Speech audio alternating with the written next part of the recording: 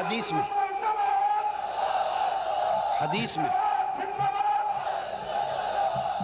میں انس بن مالک رضی اللہ تعالیٰ عنہ فرماتے ہیں کہ ایک اور نماز آقا علیہ السلام کے وصال مبارک سے پہلے 3 دن ہو گیا تھا، مشتاقان دیدار مصطفیٰ کے لیے ترس گئے تھے، تڑپ رہے تھے، حضور کا چہرہ نہیں دیکھا تھا 3 دن سے۔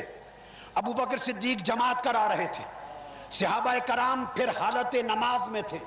حدیث کے لفظ ہیں ہم صفوف فی الصلاۃ، نماز شروع تھی، نماز کے اندر تھے، اور امام مسلم نے اور امام بخاری نے دوسرے مقام پر فرمایا کانوا یصلون، نماز کے اندر تھے، نماز پڑھ رہے تھے۔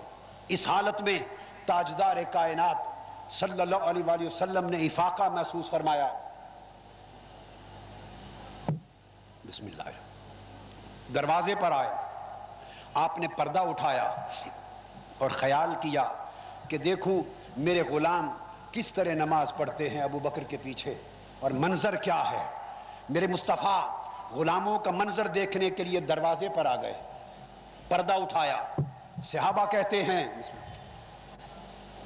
جب پردہ اٹھا تو حضور ہمیں دیکھ کر مسکرا پڑے۔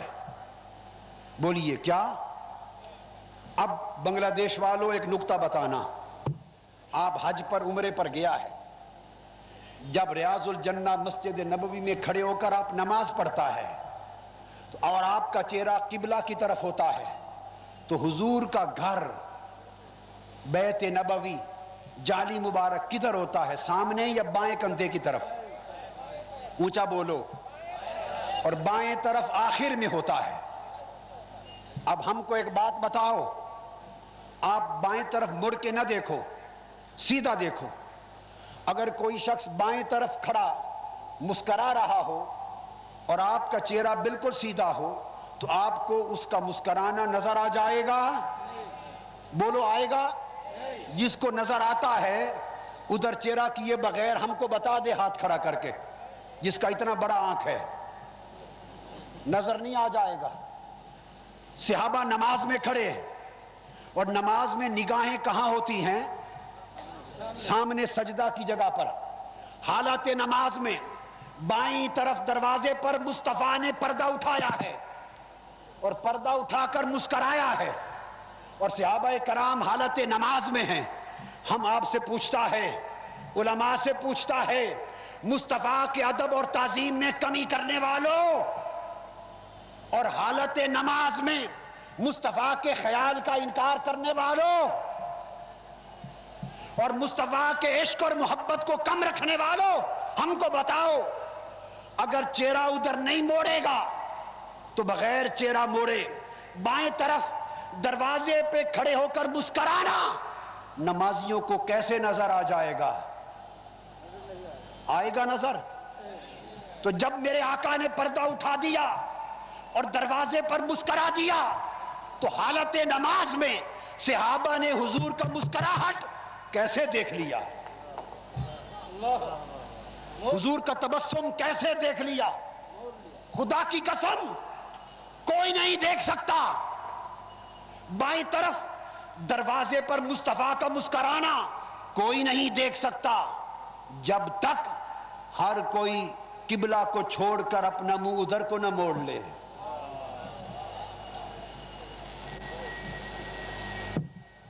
جب ادھر چہرہ مصطفیٰ آ گیا تو عقل بولی، عقل کہنے لگی کہ ادھر چہرہ نہ موڑو، نماز ٹوٹ جائے گا، قضا ہو جائے گا۔ عشق بولا اگر نماز قضا ہو جائے گا پڑھ لے گا، مگر دیدار مصطفیٰ قضا ہو جائے گا تو نہیں ادا ہوگا۔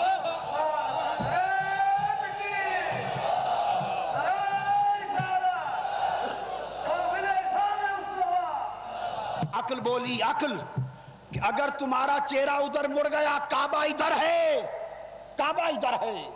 عشق بولا اگر کعبہ ادھر ہے تو آج کعبے کا کعبہ ادھر ہے۔ صحابہ کرام کے چہرے پھر گئے، کعبہ ادھر رہ گیا اور صحابہ مصطفیٰ کا چہرہ تکنے لگ گئے۔ اور سنو آگے حدیث کے لفظ ہیں، صحابہ کہتے ہیں فہممنا، ان نفتتن من الفرح برؤیت النبی صلی اللہ علیہ وسلم، قریب تھا، اور بعض صحابہ نے کہا کہ بعض صحابہ خوشی میں آ کے وجد کرنے لگ گئے، اور وہ کہتے ہیں قریب تھا کہ ہم سب نمازیں توڑ دیں اور مصطفیٰ کے دیدار میں غرق ہو جائیں۔ یہ تو صحابہ کا حال تھا۔ آؤ اب ذرا امام کا حال دیکھو، حضرت ابو بکر کا۔ انہوں نے جب یہ منظر دیکھا تو سمجھے کہ شاید مصطفیٰ باہر تشریف لا رہے ہیں۔ انہوں نے، صحابہ نے محبت مصطفیٰ میں کعبہ کی سمت چھوڑ دی اور چہرے مصطفیٰ کی طرف تکنے لگے، اور ابو بکر صدیق ادب مصطفیٰ میں انہوں نے مصلی چھوڑ دیا، پہلی صف پہ آ گئے۔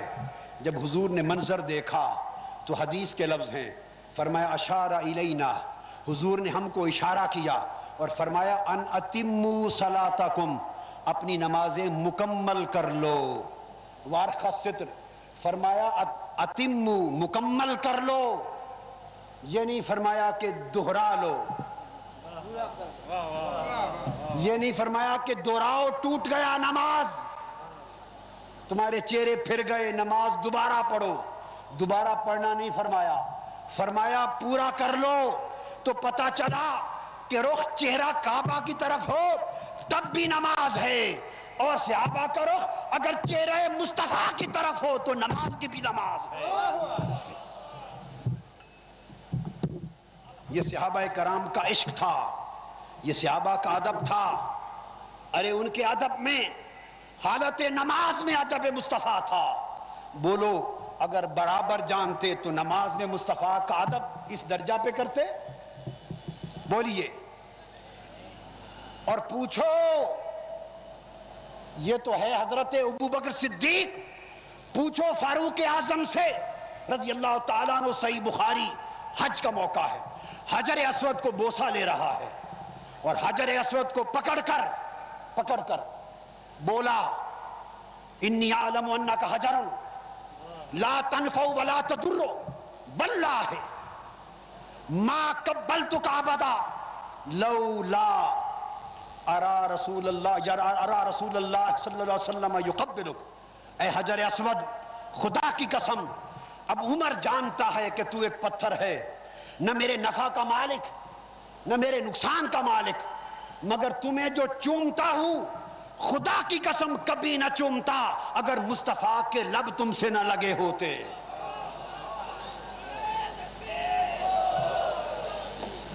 یہ ابو عمر ہے۔